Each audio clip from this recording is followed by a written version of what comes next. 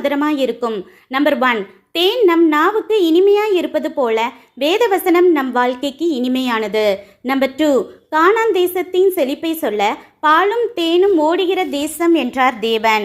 தேசமும் பூமிக்குரிய சரீரமும் செழிப்பா வளர தேன் யூஸ் ஆகிறது போல நம் ஆவிக்குரிய சரீரம் செழிப்பா வளர ஒரே வழி வேத வசனம்தான். தேனை உட்கொண்டால் நோய் எதிர்ப்பு சக்தி அதிகரித்து கிருமியை எதிர்ப்பது போல வேத வசனத்தை உட்கொண்டால் கிடைக்கும் ஆவிக்குரிய பட்டயத்தால் பிசாசை எதிர்க்க முடியும்.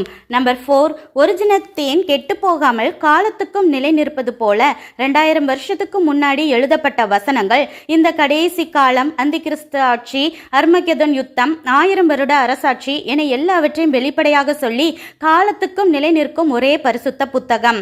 நம்பர் 5, யோனத்தான் தேனை சாப்பிட்டவுடன் கண் தெளிஞ்சு ஜீவன் வந்தது போல இந்த வேத வசனங்களை எல்லாம் கை கொண்டால் ஆவிக்குரிய கண் தெளிஞ்சு நித்திய ஜீவன் கிடைக்கும்.